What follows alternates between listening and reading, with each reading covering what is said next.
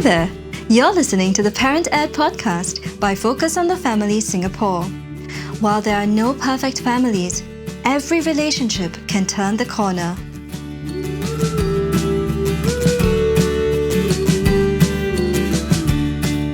Hello and welcome to the Parent Ed podcast. My name is Aaron and I'm your host for this episode. Getting our children to listen and heed our words amidst a noisy world filled with distracting devices and other things can be an uphill task. Today we are continuing the conversation on how to talk so our kids will listen with mother and daughter duo Gina and Christabel. Christabel is 19 and she's a student while Gina is a homemaker. Welcome back, Gina and Christabel. Hi. Hi, thank you for having us. To get us started, can you share with us one word or emotion that comes to your mind when I say, listen to me? If I heard that, it's like command. It triggered me. We go into my fight or flight mode. Maybe I won't listen actually. I think it sounds very direct and targeted. I feel quite scared, honestly. It sounds like, it's like a command. Like I said, something's very serious gonna happen after that. So why do these three words trigger such a strong emotional response? Generally, most of us do not like to be told and to be ordered to do something. We want to have given a choice to do something. By that tone, sound also quite harsh, it will actually trigger us. What kind of reaction can come from that? You mentioned the word trigger, right? Like what kind of response would a young person feel or do when they hear such things? Sometimes depend on the personality of the kid actually. If they fight, means they may shout back, I don't listen to you. Or they shut down and then they keep quiet. They go to a room and close the door. That means they will not cooperate with the parents. So as a parent, it's important to know what are things that will trigger them and to say in a more positive way so that they will actually listen and cooperate with us, or they should do what they need to do. Yes. So with the parents and the families that you have worked with, have you encountered similar situations where a child just shuts themselves away from the parent, don't want to listen, like reject anything that the parent may say? Yeah, the important thing is that in order to get our children to listen to parents, is first thing is to connect first. It's always about connection, about relationship. We will only listen to people who we feel good, we like, we will listen. So when we connect the child first, then the child will feel better to listen. And actually when the brain is triggered, it will shut down the thinking brain to think and reason, especially when they are angry, fearful, they were not able to think and reason. As parents, it's important to keep them calm first. When they're calm, then we can actually talk to them, to reason with them. So I have an instance where a student actually shared with me that she fell down when she was young. Then she was crying and her father was telling her, next time you fall down, I'm going to beat you. So instead of validating her feeling, and comfort her, she felt angry with the father and feel that why the fathers don't love her. And so when she realized that actually the father say that because he actually worried for her. So she thought that by saying that will actually help her not to fall down. But then the thing is, she's not validated. When she realized that because of not validated feeling and hurt, she realized that it's so important to be validated. And it's actually so healing for her to hear that the feeling is being validated. So we understand that there are certain things to say, certain things not to say. Christabel, what are some things parents should not say? The first thing would be criticizing the child's character instead of just the action. For example, let's say I said something that wasn't very nice. There are two possible responses that my mom could say. The first one is, the phrase you used just now wasn't very nice, versus you are not very nice for saying that. I think many of us would probably feel that the second line doesn't feel very good to hear, and it sounds very targeted because it's targeting the character. And I think over time, if let's say the parent keeps saying things like that to the children, I think it would slowly affect their self-esteem also, because it will lead to them feeling that I have so many character issues that my mom is pointing out to me. I think another point would be constantly pointing out the child's errors without acknowledging their efforts. It can be very demotivating to hear that also. You can use like the hamburger method. I feel that when I use it with, maybe not my mom, maybe with my friends, it works quite well. For example, starting with something positive so that the child can have an open mindset to hear what else the parent has to say, and then followed by the feedback, and then ending off to have something positive such as, let's work together to improve, or like, I believe that you can do it. Another thing would be to not keep mentioning the past when I made the same mistakes. For example, if I did not tidy up my room and one day I actually started to improve, but there's another day where I forgot and my room is untidy again, and let's say my mom was to say, see lah, last time you like that, now you also like that. I just feel like my effort of improving meant nothing, and that all the parent remembers is the past and all the mistakes that I made. I think the last point would also be to not make assumptions for the child's motive of doing something. For example, in the same example of tidying up my room, if my mom were to say, see, you don't tidy up your room because you don't care, it can really feel very invalidating to hear that. So parents, if your child is making effort in cleaning up their room and they forget maybe or just didn't do it for one time, remember they actually like to clean up the room too, and they just need to have perhaps a gentle reminder versus a harsh word. And now, Christabel, now that you're older, how would you like to receive feedback from your mom? Does that help you appreciate her point of view better? I think as compared to when I was younger, now that I'm older, I'm much better able to regulate my own emotions and communicate also. How I prefer to receive any form of feedback is actually how I also like to give feedback, which was what I mentioned earlier about the hamburger method. So whenever somebody gives feedback and then they just start off with, I think you could do this to improve, I feel like maybe I'm not ready to hear it yet. So starting off with something more positive so that I'm also more open-minded to hear it. Well, just like add on to what Christabel said regarding focusing on the behaviors rather than commenting on the personal traits. So if I comment on personal trait, I may say, oh, you're so messy. It's like a criticism to them, and they will take it as, wow, it will trigger again, will trigger and become defensive. I think with criticism, actually over time, it will shame a child, because instead of saying, oh,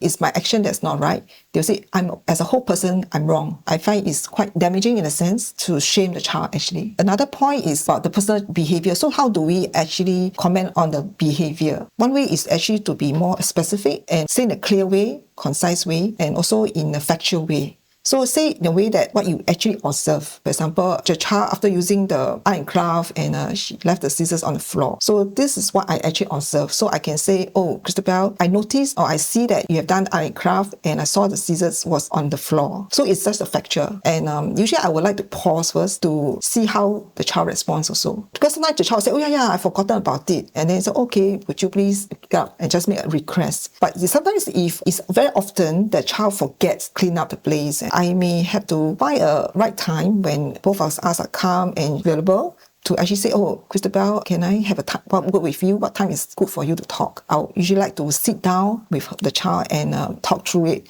because I will have to problem solve. Again, I will just say a factual, say for the past few times when I saw it still on the floor and things like that, it was not cleaned up. And then I give a child a chance to explain themselves. And then if they agree, say, yeah, mommy, I always forget. So how do you think you can help yourself to remember? So I will do the coaching way to come up with a solution. So usually when they come with a solution, they feel that, oh, this is my solution, and they usually will more cooperate and do it. As parents, we are busy people, and perhaps we don't have the time to coach our children all the time. We may be very busy, not just with our schedules, but also maybe not even ready to use the right words. What are some ways, perhaps as parents, maybe practical tips parents can do or use so that they can engage their child in a better way, probably a more positive way? For me, I sort of like remember what I have to say when I give feedback in like a formula. That means I will always use the factual words and not to use emotional words, and make it short and concise.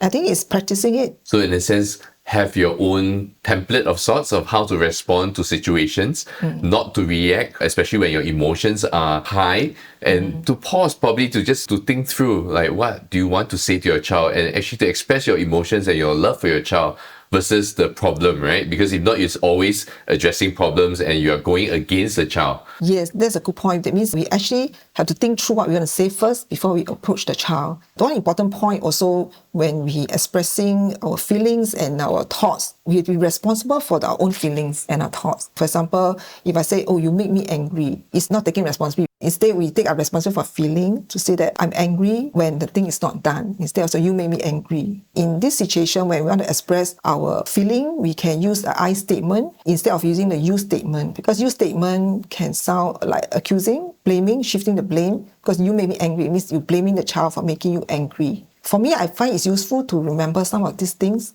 what to say and what not to say. We as parents, we need to be intentional in using these kind of positive language. When our natural response perhaps is to criticize in the first place or to point out our children's mistake. And Gina, I hear you are saying that it's not easy to find the vocabulary, but we need to practice it often again and again. I know that you picked it up in recent years, but what has actually helped you the most, even in gathering or understanding this idea of using positive language? Because I start off with reading books on the communication skills and also getting feedback from my children, from other parents. We learn from each other. Even sometimes we will ask our children, in what way do you think I should say that will not hurt you? Because there are cases when I may say some things that my girl is triggered, then I will actually ask her, how you want me to say that not triggered? Christabel, I want to pick up on that point. Your mom actually approached you and probably your sister as well and say, what are some things that I should not say? How do you express it to her without making her feel offended? Because I can imagine parents will be thinking,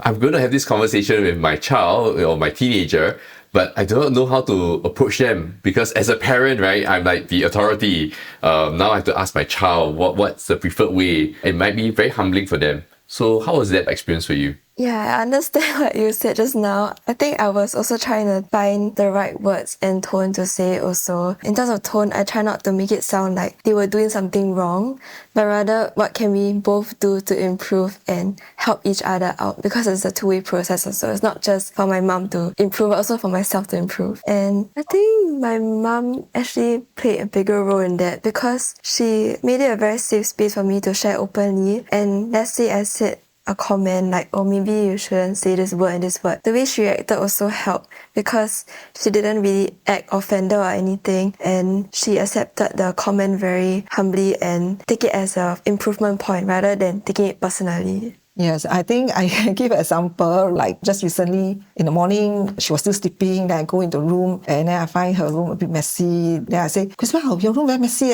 I think I repeated a few days, not just what that day, So she actually was sleeping and she said, hey, Mommy, the first thing, don't tell me some negative thing the first thing in the morning. Then I realized I'm wrong, Then I quickly apologized. Said, sorry, I shouldn't say that in the morning. As parents, we do make mistakes. We are not perfect. But I think it's good to apologize and repair it. I think the children can be understanding if we do that. I also want to give another example. With my older girl, I think I was talking normally. Then my girl said, hey, don't shout, don't raise your voice. Then I was like, am I shouting? I don't think I'm shouting. Initially, I deny, because I don't think so.